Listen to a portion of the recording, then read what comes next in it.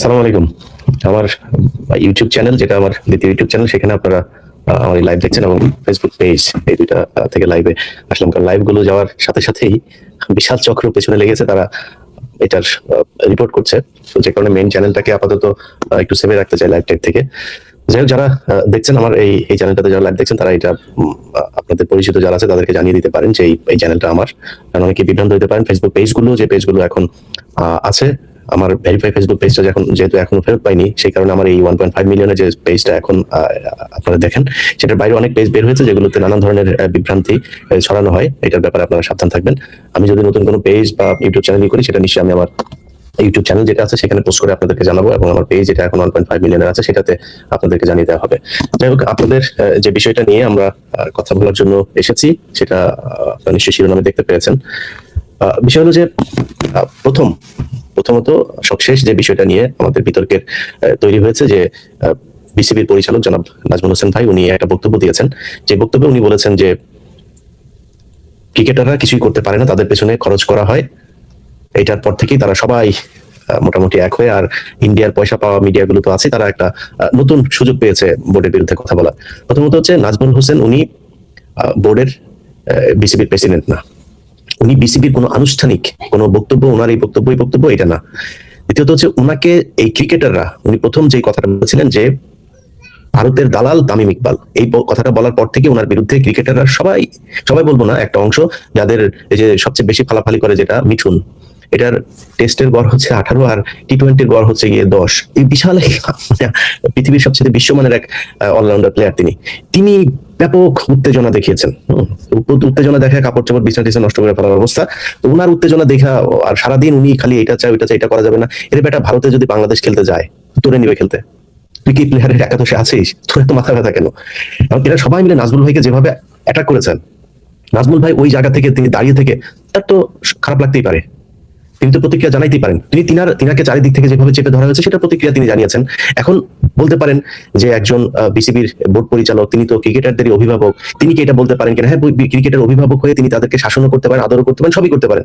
কিন্তু যেই কথাটা, মানে বিসিবির পরিচালক, উনি আজকে আছেন, কালকে নাই, গতকাল ছিল না, আগামীকাল থাকবেন না, উনার মুখ থেকে কেন বলতে হবে এটা? আপনি ক্রিকেটার, আপনার তো দেশের প্রতি বুকের মধ্যে হাত দিয়ে, তারপরে যে রবীন্দ্রনাথের চুরি করা গানটা গান, তো এই আপনি যেভাবে ভাব দেখেন, আপনি বিশাল দেশপ্রেমিক। ইন্ডিয়া যখন মুস্তাফিজকে বের করলো, কয়জন ক্রিকেটার এটাকে নিয়ে ভারতের বিরুদ্ধে কথা বলেছেন?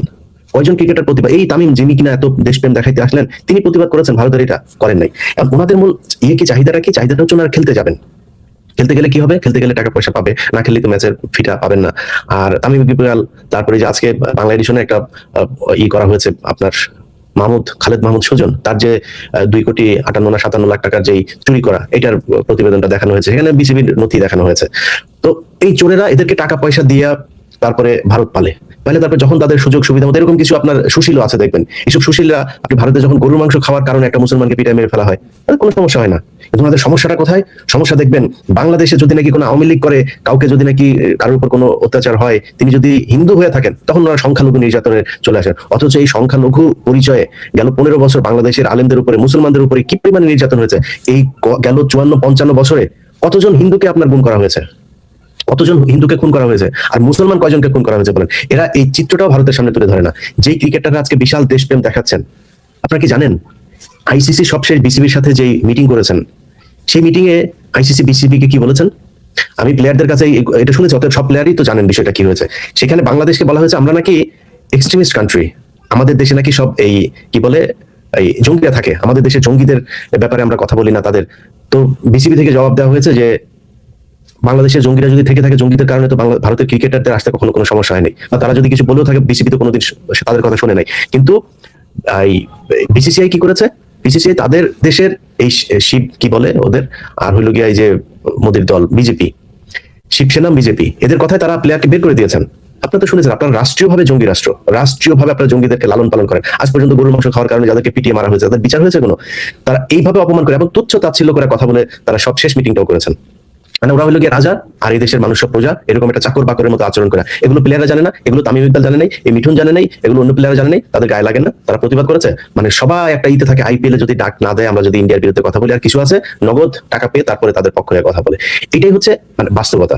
এখন নাজমুল হোসেন ভাই যেটা বলেছেন, যে কথাটা বলেছেন, আমি এতক্ষণ যা বললাম ইট সিমস লাইক আমি নাজমুল ভাইয়ের কথার বিপরীতই বললাম। কিন্তু এবার আসল পয়েন্টে আসেন। বাংলাদেশের পরে আফগানিস্তান খেলা শুরু করেছে, বাংলাদেশের পরে আয়ারল্যান্ড এসছে, তাদের সাথে ম্যাচ হারে না, নিয়মিত হারে, তাও নিয়মিত। আফগানিস্তানের কাছে আপনার ইয়েও হয়েছে, কি বললো ওটা, হোয়াইট হাউস ওয়াশও হয়েছে। এই বাংলাদেশ, আপনারা যেই খেলা করেন, আপনাদেরকে যে সুযোগ সুবিধা দেওয়া হয় ওইটার ধারে কাছে আছে?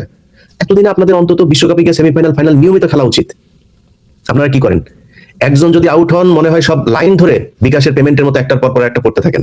তা আপনাদের বিরুদ্ধে কথা বলবে না? বিসিবি বোর্ড পরিচালকরা কথা বলবে না? বিসিবি প্রেসিডেন্ট কথা বলবেন আপনাদেরকে নিয়ে? সমালোচনা করবে না? সমালোচনা তো করবে, সমাজ দিতে হবে। আজকে যদি মনে করেন আপনারা যে যাওয়ার জন্য এত ফাল পারতেছেন না ইন্ডিয়াতে, সব ভয় টয় সব দূর করে আপনারা গেলেন, গিয়া যে গোহারাটা হারবেন ইন্ডিয়াতে, পাবলিক যে আপনাদের তখন কি করবে এটা বুঝতে পারছেন? স্টেডিয়ামে পাবলিকের পকেটের টাকা দিয়ে আপনারা খেলেন। বাংলাদেশের জনগণের টাকায় আপনারা কোটি কোটি টাকা ইয়ে দেওয়া হয়, বেতন দেওয়া হয়, বিভিন্ন সুযোগ সুবিধা দেওয়া হয়। একটা ম্যাচ হারলেই 2 কোটি ইয়ে, তারপরে এই যে ওই যে কি বলে প্লট, এগুলো কি আপনার বাপের টাকা? শেখ হাসিনার বাপ দিত, বাংলাদেশের জনগণের সেই টাকা আপনাদেরকে দেওয়া হয়। তো সেই টাকা নিয়ে আপনারা খেলা করেন, আপনার দেশের প্রতি দায়বদ্ধতা নেই, যা মনে চায় তাই করেন। স্টেডিয়াম থেকে একটা কেউ কিছু বললে তারা আবার মারতে যান। এত ভাব মানলে তো হবে না। আর আপনারা এত ভাবের প্লেয়ার হয়েও যান নাই যে আপনারা ভারত, অস্ট্রেলিয়া, সাউথ আফ্রিকা, ইংল্যান্ডের মতো বিশাল বিশাল দল নিয়মিত ভাবে আপনারা ভালো খেলে যান। আপনাদের কোনো ধারাবাহিকতা নাই, আপনারা খেলেন না ভালো। তো তারপরে এই দেশের মানুষ আপনাদেরকে বিশাল ভালোবাসে। সেই মানুষের ভালোবাসাকে যদি আপনারা ফেরত দিতে চান, তাহলে তো মানুষের সম্মানের দিকে আপনাদের তাকাইতে হবে। এই ভারত যে অপমানগুলো আমাদেরকে গেল কয়েকদিন ধরে করলো, এটার বিপক্ষে আপনারা দাঁড়াবেন না? এটার জন্য আপনারা কোনো কথা বলবেন না? আপনাদের কোনো হাঁচি কাশি কোনো কিছু নাই। কি হলো হঠাৎ করে আপনারা কালকের মধ্যে নাজমুল হোসেন? বাংলাদেশের, আমি যতটুকু জানি, বাংলাদেশে এই পর্যন্ত যত বোর্ড হয়েছে সব চাইতে একদম সৎ দক্ষ মানুষগুলো, মানে যারা নিজে থেকে আসলেই দেশের জন্য চিন্তা করে, দেশের ক্রিকেটের জন্য চিন্তা করে, এই মানুষগুলো এসছে। এই মাঝখানে আসিফ আকবর আসলো। মানে সমস্যাটা কোথায় দেখেন? সমস্যাটা হলো এইটা একটা বিরাট ধান্দাবাজির জায়গা। ধান্দাবাজিটা কিরকম? ধরেন এখানে এই যে খাবার দেওয়া, এখানে পানি দেওয়া, এখানে মাঠ পরিষ্কার, মানে এই খেলা সংক্রান্ত বিশাল বাণিজ্য আছে এই জায়গায়। এই বাণিজ্যের এক একজন এক এক জায়গার সুবিধাভোগী। এই সুবিধাভোগীরা চায় না যে এখানে কোনো সৎ মানুষ আসুক। আমার হাতে কিছু জিনিস আসবে, আপনারা পাবেন। এই জায়গাটার নাম মনে নাই, সিরাজগঞ্জ থেকে বগুড়া না কোথায় যেন, তাদের মাইক্রোবাসের ভাড়া দিয়েছে কত জানেন? ভাড়া দেখিয়েছে কত? গত সাবেক যে বোর্ডগুলো ছিল 16,000 টাকা এক একজনের ভাড়া দেখিয়েছে। একটা ডাবের দাম দেখে, ডাব খাওয়ার ডাবের দাম দেখানো হয়েছে 18,000 টাকা। এগুলো আপনারা জানবেন। এই যে খালেদ মাহমুদ সুজন, যে আবার কালকে ইন্ডিয়াতে খেলতে না গেলে ওনাকে কি হয়ে যাবে বলেছে না, কেন বলেছে জানেন? কারণ এটা হলো দুর্নীতিবাজ। আজকে বাংলা এডিশনে জান আপনারা, বাংলা এডিশনে তার যে নিউজটা দেখানো হয়েছে, সে কি করেছে, বোর্ডের পরিচালকরা, এটা আমি নিজেও জানতাম না, বোর্ডের পরিচালকদের কিন্তু কোনো বাড়তি কোনো বেতন ভাতা কোনো কিছু নাই। তাদের খেলাধুলার জন্য, মাঠ দেখার জন্য, বিসিবির কোনো এই প্রকল্পের জন্য তিনি এক জায়গায় যাবেন, মনে করেন বান্দরবন যাবেন, বান্দরবন গেলে বান্দরবনে সেখানে যাওয়ার পরে হোটেলে থাকা, খাওয়া, গাড়ির ভাড়া টাড়া যেগুলো দরকার হয়, এটা, এর বাইরে কোনো কিছু নাই। এখানে সবাই সব প্রণোদিত হয়ে দেশপ্রেম থেকে, দায়িত্ববোধ থেকে এখানে আসেন। একটা সম্মান, আর একটা হচ্ছে দেশের জন্য কাজ করবেন, ক্রিকেটের জন্য কাজ করবেন, এই জন্য আসেন। উনি প্রতিটা ট্যুরে টোটাল আমার কাছে আসা নথি অনুযায়ী 2,57,19,800 কত টাকা যেন, এই যে টাকাটা উনি আত্মসাৎ করেছেন, এটার জন্য ওনার বিচার হওয়া উচিত। তো ওনার বিচার হইতে হবে, দুদকের বিচার করা দরকার। মানে বিসিবিরও এখন উচিত ওনার বিরুদ্ধে এগুলো করা। এর আগে বোর্ডে কারা কত টাকা তসরুপ করেছেন তাদের করা দরকার। নারী ক্রিকেটাররা এত ভালো খেলে, তাদেরকে বলাকা বাসে করে, তারপরে এই যে আপনার ফুটবল টিমটারে আপনার ইয়েতে সিলেটে পাঠিয়েছে বলাকা বাসে করে। টাকার অভাব নাই তো তাদের, তারা তো ঠিকই ভিআইপি হালে যায়, তারপরে বিজনেস ক্লাসে গিয়ে এরপর 5 স্টার হোটেলে থাকে, তাদের কোনো সময়, তার উপর আবার মেয়েদেরকে আপনার যৌন হয়রানি করে।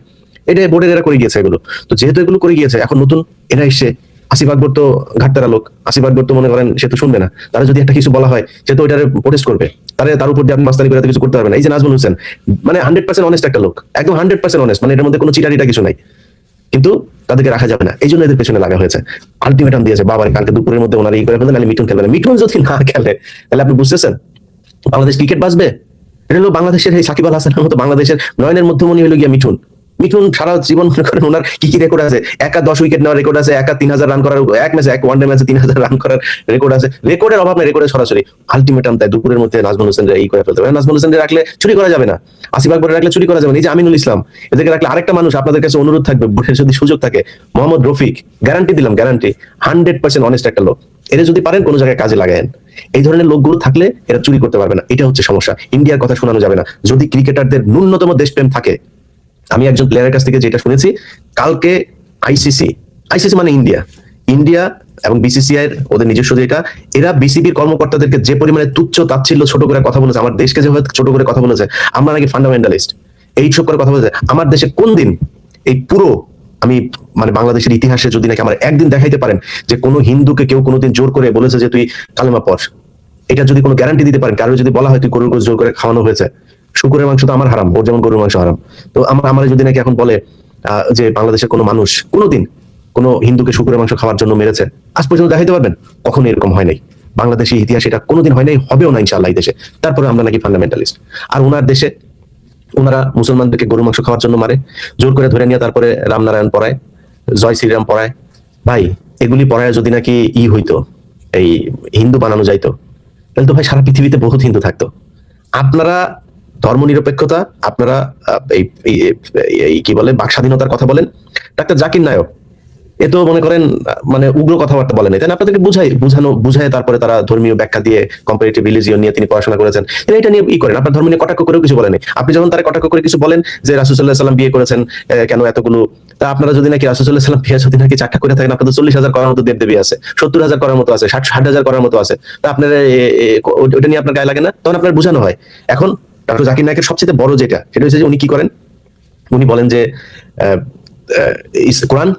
কোরআনের মানে একদম সত্যি উনি সরাসরি স্বীকার করেন যে কোরআনে এখন পর্যন্ত 80% সত্যতা, সায়েন্সের সত্যতা পাওয়া গিয়েছে, 20% পাওয়া যায় নাই মানে এখনো প্রমাণ হয়নি। প্রমাণ হওয়া না হওয়া মানে আজ থেকে 100 বছর আগে কি মোবাইল ইউজ করতে পারতো নাকি? আজ থেকে 100 বছর আগে কি কোনো মায়ের পেটে ছেলে হবে না মেয়ে হবে সেটা জানার সুযোগ ছিল নাকি? তো অনেক কিছুই আগে আবিষ্কৃত হয় নাই, এখন আবিষ্কৃত হচ্ছে। আবিষ্কার হয় নাই তার মানে কি এটা সম্ভব না, এটা মিথ্যা না? আবিষ্কার হয় নাই মানে হয়নি। একসময় মানুষ জানতো যে সূর্য ঘুরে, এখন জানে পৃথিবী ঘুরে, তার মানে কি সায়েন্স তো ভুল করেছিল? সায়েন্স ভুল করেছিল দেখে সায়েন্সের কোনো কিছু মানা যাবে না? কিন্তু কোরআনের আজ পর্যন্ত যা যা প্রতিষ্ঠিত হয়েছে, জানে না সেটা অন্য জিনিস, কিন্তু যা যা এসেছে কোনোটাকে মিথ্যা প্রমাণিত হয়েছে? হয় নাই তো। তো ডাক্তার জাকির নায়ক সেটাই বলেন, সেই লোকটাকে আপনি ওই দেশে থাকতে দেন নাই।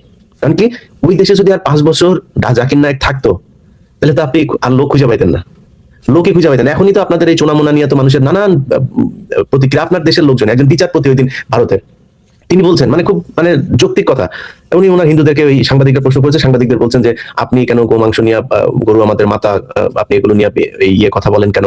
সেই লোকটা তখন বলেছে যে আমার এটা নিয়ে কোনো সমস্যা নাই, আপনারা যদি আমাকে মানতে বলেন আমি মানবো।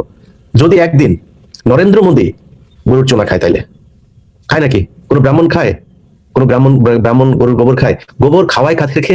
যাদেরকে খাওয়ায় তারাই মনে করেন এই যে এই কলকাতায় এসে তারপরে হুমকি দেয়, বাংলাদেশে নাকি এসে তারপরে সব দখল করে নেবেন।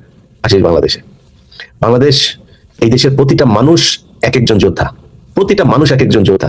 আর এই যোদ্ধাদের অস্ত্রের পাওয়ার নাই, কিন্তু যেই পাওয়ার আছে সেই পাওয়ার উপর থেকে আসে। ওটারে মিয়া লাগালাগি করে তারপরে দেশ দখল করে নিয়ে যাবেন, এত সোজা না। এখন হাসিনা নাই। সো এই মূর্খ এগুলোর দিয়ে এই যে কলকাতার যে পশ্চিমবঙ্গের যেই মানে যেগুলোর যেই হিন্দুগুলো আছে, এদের কিন্তু সারা পুরো আমেরিকায় এদের প্রচন্ড ছোট তুচ্ছ তাচ্ছিল্য করে দেখা হয়।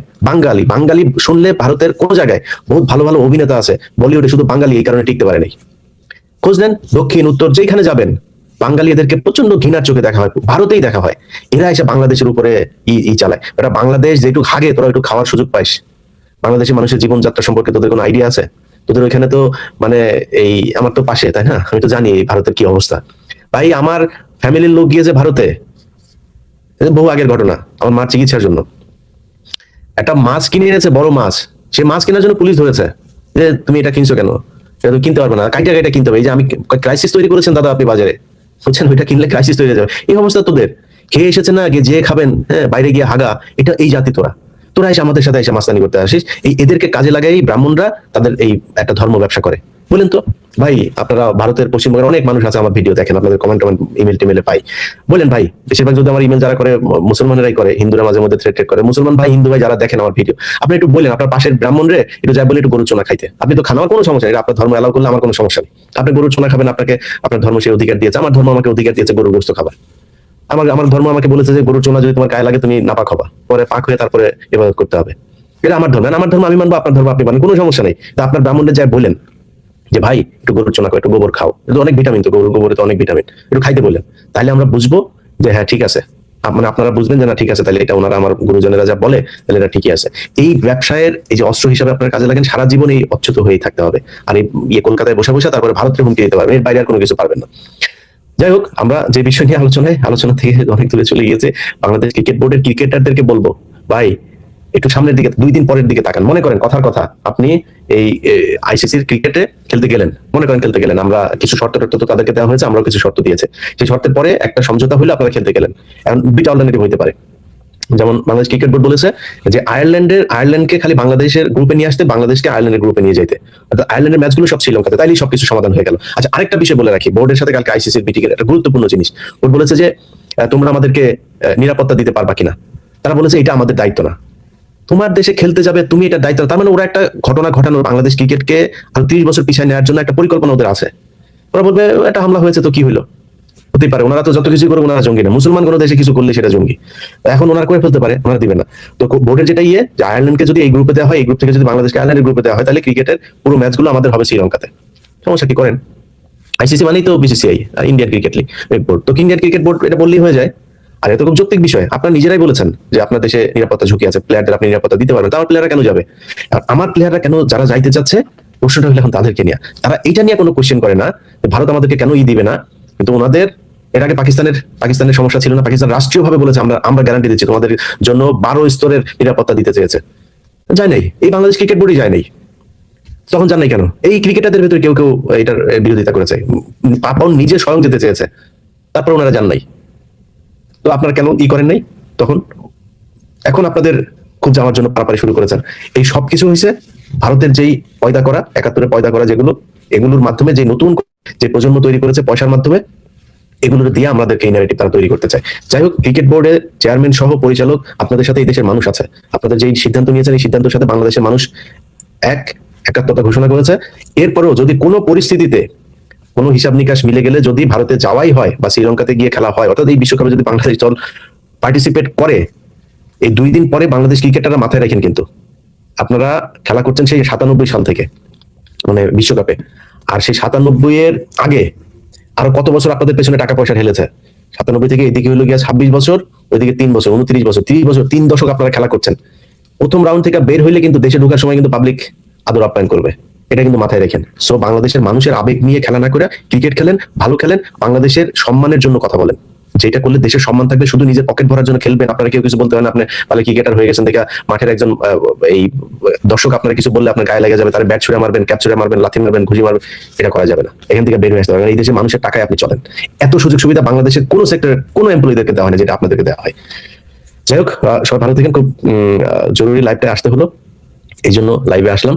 আর যেটা শুরুতেই বলেছি আপনাদেরকে যে আমার ফেসবুক পেজ, ইউটিউব, এগুলো নিয়ে আপনারা জানেন যে নানান সমস্যা চলছে। তো আমার যে নতুন ইউটিউব চ্যানেলটা, সেটা আপনাদেরকে এখানে লাইভে আপনারা যেখানে দেখলেন এটা সাবস্ক্রাইব করবেন এবং আপনার যারা পরিচিত যারা আছে তাদেরকে জানাবেন, বিভ্রান্ত না হতে যে আমার নামে অন্যান্য যে ফেসবুক পেজ, ইউটিউব যেগুলো আছে এগুলোর ব্যাপারে সাবধান থাকতে। ওইখানে ছড়ানো কোনো তথ্য সেটা আমার তথ্য না। আমি আমার এই যে 1.5 মিলিয়ন এখন আছে যেটা, এটার পেজ এবং ইউটিউব চ্যানেল যেটা এই যে 6.5 লাখ মতো যেটা আছে, এটা একটা নতুন পেজ। আর 15 মিনিটস নামে যেটা এখন লাইভ আপনারা দেখছেন, এটার 30,000 মতো সাবস্ক্রাইবার আছে। আর আগে যেটা আছে সেটা তো আছেই 5 মিলিয়নের কাছাকাছি। এর বাইরে আমার কোনো ফেসবুক পেজ, ইউটিউব চ্যানেল যদি করে থাকি সেটা অবশ্যই আমার